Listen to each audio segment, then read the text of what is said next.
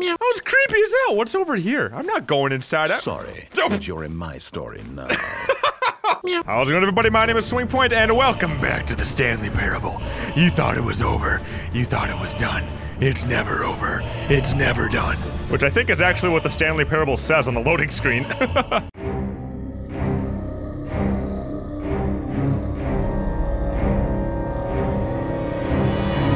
Not asking for me, I'm asking for her. Yeah, for her. Yeah, who's her? That is what we're trying to figure out in this. Is it, Stanley? Your chance to redeem yourself, to put your work aside, to let her back into your life. I'm trying to talk, man. She's been waiting. Now, we came to this ending a long time ago, like episode 2 of the Stanley Parable stuff. And we did something different. In this mystery black room, I'm pretty sure there's a phone. What I did last time was the phone started ringing and I unplugged it. So we're gonna see what happens when you don't unplug it. Let's go, Mr. Narrator. Ah, God. That's her, Stanley. Yeah? You need to be the one to do this. Do what? To reach out to her. Yeah? If you can truly place your faith in another, then pick up the phone. Ooh. What if I don't pick it up? What if I just let it go? Is that nothing, dude? It's gonna ring forever.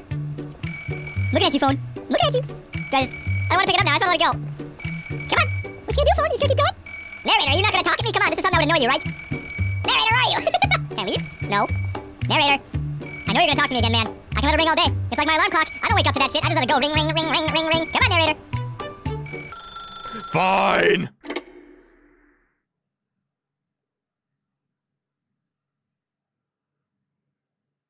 What? Oh, Stanley, is that you? Oh. Hold on, sweetie. Sorry to keep you waiting. Ooh. I'm just pulling the bread out of the oven. She sounds pretty. All right. Okay, there I can't we move. go. Ah. All right, now, I want you to come in and tell me all about your Gotcha. Oh, you creep. Oh, come on. Did you actually think you had a loving wife who'd want to commit their life to you? What a dick. I'm trying to make a point here, Stanley. I'm trying to get you to see something. Come inside. Let me show you what's really going on here. I don't want it anymore. That was creepy as hell. What's over here? I'm not going inside. Sorry, but you're in my story now. Okay, Mr. Narrator. I'm in your story now. Whatever, dickhole. Oh, this is so creepy. Well, here's my wife.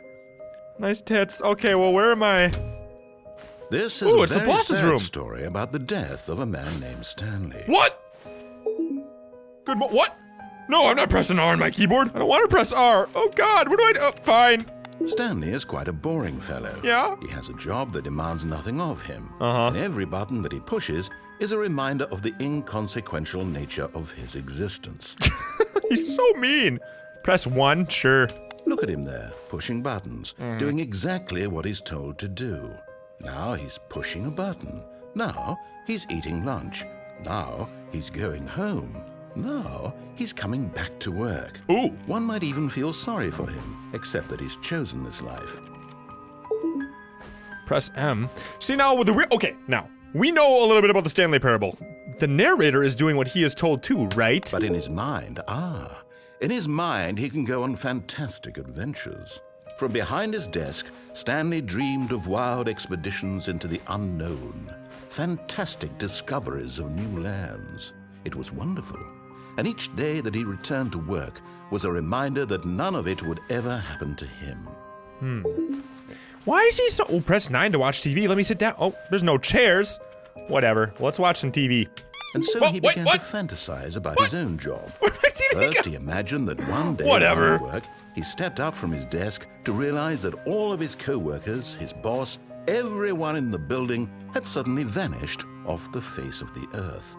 The thought excited him terribly. Ooh, really?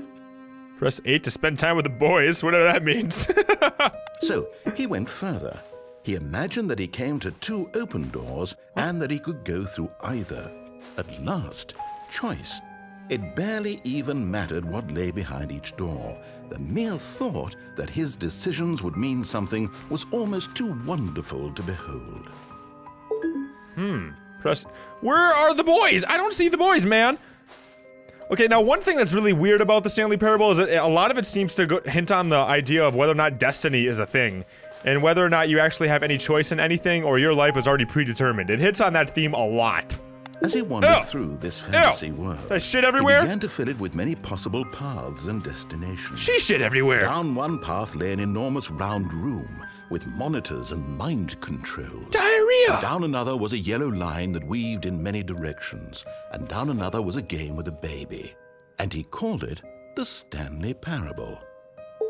That was the adventure line, wasn't it? We've already done that ending. Press F to tell you. I don't have kids. It was such a wonderful fantasy, and so in his head, he relived it again, and then again, and again, over and over, wishing beyond hope that it would never end, that he might always feel this free. Surely there's an answer down some new path, mustn't there be? Perhaps if he played just one more time. Yeah, just one more time. You caught me, narrator. Press T to tell your wife you love her. Come here, honey. I love you. But there is no answer. How could there possibly be? In reality, all he's doing is pushing the same buttons he always has. Nothing has changed. The longer he spends here, the more invested he gets, the more he forgets which life is the real one. Press N to go to sleep, okie dokie. And I'm trying to tell him this, that in this world he can never be This is so anything deep. but an observer, that as long as he remains here, he's slowly killing himself. But he won't listen to me. He won't stop. Here, watch this. Stanley, the next time the screen asks you to push a button, do not do it. So, if I don't do it, what am I... Is that choice? Or... This is a choice, right? Whether or not to press it? Press U to be at work and... I don't know what to do now. I'm confused. Will it do anything if I just sit here? I gotta press something, right? Otherwise the game won't... This is some really deep stuff. Like, this is some depressing stuff, actually. Like, talking about whether or not life matters and everything you do is just kind of a waste. You're just wasting away. Doing these old things, these monotonous things that don't mean anything to your own life. You're just doing it because you have to, because this is the way it is.